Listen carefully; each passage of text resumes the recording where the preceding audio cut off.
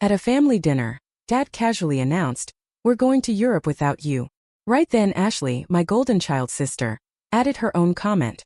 I blinked and waited for a punchline, but before I could speak, Ashley jumped in with a smile, as if she just told the funniest joke ever. The table burst into awkward, half-hearted laughter, the kind where no one's quite sure if it's okay to laugh. I wasn't really mad. It was just another reminder that I was always the odd one out. This wasn't the first time. In the past few years, my parents had taken 4 big trips without inviting me. I'd always come up with an excuse, work, scheduling conflicts, and the like, but tonight I was done pretending. So when everyone laughed, I joined in, catching them all off guard. I leaned back in my chair and asked, "What money do you plan to use for this trip?" Mom and Dad exchanged confused looks. "What do you mean?" Dad asked, his grin fading. I chuckled and shook my head. "You know Ashley and her husband blew all the money you gave them, right?" In an instant, Ashley's expression hardened. "That's not true," she snapped. Dad's face darkened as he demanded, "What money are you talking about?" I sighed and laid it all out. "The money you gave Ashley and Josh to save for a house isn't going toward a down payment. It's all gone. They're spending it on clubs, restaurants, and other nonsense. The accounts you set up for them are empty." For a moment, no one moved. Dad stared at Ashley, then at Josh, who looked like he wished he could vanish. Mom's mouth dropped open as she tried to process what I'd just said. "Ashley, Kevin's lying," she blurted. But Ashley shot back, "You always do this. You can't stand to see me happy, so you make up stories to turn Mom and Dad against me." I shrugged and replied, "You can check the accounts yourself. It won't take long to see who's telling the truth." Josh stayed silent, just staring at his plate, as if hoping everyone would forget he was even there. Ashley glared at him, and that only fueled her anger. In a flash, the argument exploded. My parents began yelling at Ashley and Josh, demanding answers, while Ashley fired off her own retorts. I sat back for a minute and watched the chaos, feeling like all the years of favoritism, broken promises, and silent grudges were finally coming to a head. I'd had enough. Quietly, I got up and walked out, and no one even noticed. What was meant to be a celebration for Ashley had turned into a full-blown war. Honestly, I didn't feel guilty at all. After years of being treated like an afterthought and only being invited to family events because Grandma insisted, I figured they had it coming. Maybe now they'd finally see Ashley for who she really was. The next morning, my phone exploded with missed calls and texts from Mom and Dad asking where I was, and if I was okay. As if they just remembered I existed. I didn't respond immediately. I wasn't eager to dive back into their drama after last night's circus. When I finally called Mom back, she practically vibrated on the line. "Kevin, why didn't you tell us sooner?" she demanded. I laughed lightly. "Do you think you'd have believed me if I had?" She fell silent for a moment. I could tell she was thinking it over, probably realizing that I'd been right all along. Over the years, they'd always sided with Ashley, the perfect, untouchable golden child, while I was the perpetual loser. Even after I got fired from my last job, it wasn't just the pitying looks I got from them. It was the way they acted as if I wasn't even worth their time. Without Grandma's constant insistence that I come to family gatherings, they probably would have stopped inviting me altogether. We later checked the accounts and Mom finally admitted, "You were right, Kevin. Ashley and Josh have been blowing through their savings for months. I'd heard rumors from mutual friends who'd seen them dining at expensive restaurants and hitting up nightclubs. I hadn't planned on saying anything, but after Dad's little announcement last night, I just couldn't keep quiet. This wasn't only about the Europe trip, it was about years of feeling like an outsider. So what's going to happen now?" I asked, more out of curiosity than concern. "Well, your father's furious," Mom said softly. "He's been fighting with Ashley all morning. Josh left early and hasn't come back. We're trying to figure out what to do next." Her voice then softened even more. "Look, Kevin, I'm sorry for everything. We didn't realize how bad things had gotten between you and Ashley. We want to make things right." I wasn't sure how to respond, so I simply said, "Okay." After hanging up, I sat there for a long while, letting it all sink in. I wasn't sure if I could trust this sudden change of heart. Was it genuine? Or was it just embarrassment over how badly things had turned out with Ashley? A part of me even wondered if they were just ashamed of being so blind for so long. Still, a small part of me felt relieved, maybe, just maybe, things could finally change. Later that afternoon, Dad called. At first, he grumbled about how disappointed he was in Ashley, and how Josh was nothing but a freeloader. Then he surprised me. "Listen, Kevin, your mom and I have been talking, and we want to make it up to you. How about you come on a trip with us, just us, no Ashley?" I had to stop myself from laughing. "You're serious?" "Yeah, we're thinking of taking a simple road trip up the coast, just to spend some quality time together. We owe you that much." This was completely new. A year ago, the idea of my parents inviting me on a trip by myself would have been unthinkable, yet here they were trying to make amends. It felt strange but somehow satisfying. As if all those years of being overlooked were finally starting to pay off. I'll think about it, I said, trying to sound casual. Good. Let us know, Dad replied before hanging up. I knew this wasn't over. Ashley wouldn't back down without a fight, and I doubted Josh would stick around much longer, especially now that my parents were turning against her. But for the first time in a long time, I felt like I had the upper hand. It wasn't really about revenge, okay, maybe a little, but it was mostly about finally getting some recognition. They couldn't ignore me anymore. The next day I got another call, this time from Ashley. I almost didn't answer, but curiosity got the best of me. I figured she'd either apologize or start yelling. With her, it was always one or the other. You really think you're hot stuff now, don't you? She hissed as soon as I picked up. I sighed. What do you want, Ashley? You had no right to bring that up in front of everyone. She snapped. You ruined everything. Josh is pissed my husband might leave and Mom and Dad won't stop grilling me. All because you couldn't keep your mouth shut. Maybe you should have thought about that before you blew all their money. I shot back, this isn't my fault, Ashley. You did this to yourself. You think you're better than me, but you've been unemployed for months, basically living off Grandma's charity. The only reason they invited you to dinner was because she begged them. And now look at you. You're the one who's broke, not me. Good luck explaining that to Mom and Dad, she growled before hanging up. Typical Ashley. Always shifting the blame when things don't go her way. I thought that would be the last I'd hear from her for a while, but I was wrong.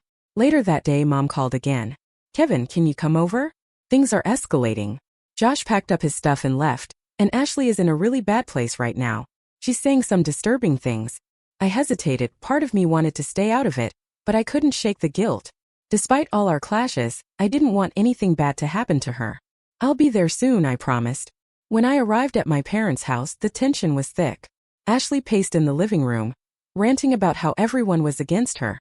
Mom and Dad sat on the couch looking exhausted, and Josh was nowhere in sight. Are you happy now? Ashley spat as soon as she saw me. Josh left because of you. He doesn't want to face Mom and Dad, I replied calmly. Don't put that on me, she snapped. You don't understand anything. You think I'm just some spoiled brat, but I've been under so much pressure. Josh has been unemployed for almost a year, and we didn't want to tell anyone because we knew you'd judge us. That caught me off guard. I hadn't known Josh was unemployed. So why didn't you ask for help instead of spending all that money? We thought we could handle things on our own, but everything went downhill and now I'm the bad guy. For the first time in years, I heard her speak honestly. For a moment, I almost felt sorry for her. Then she added, and of course you couldn't wait to kick me when I was down. That's not what this is about, I said, shaking my head. I just wanted Mom and Dad to see the truth. Yeah, well, congratulations, mission accomplished, she retorted before I could reply. Before I could say anything further, Dad stood up and declared, enough. We've all made mistakes, but this fighting isn't helping anyone. Ashley, you have to take responsibility for your actions, and Kevin, you're not off the hook either. We should have been there for you when you lost your job. We're a family, and we need to start acting like one. It was a rare moment of clarity from Dad. He was usually the last one to admit a mistake. I wasn't sure how much of this family unity speech was genuine, but for the first time in a long time, I felt a spark of hope that maybe we could finally change. Too much damage had been done over the years, but at least it was a start. After a tense silence, Ashley finally muttered, whatever, and stormed off to her old bedroom. I stayed a little longer talking to Mom and Dad about everything that had happened. They seemed determined to make things right with me, which felt strange after being treated like an outsider for so long. But I wasn't going to make it easy for them. They'd have to earn my trust again.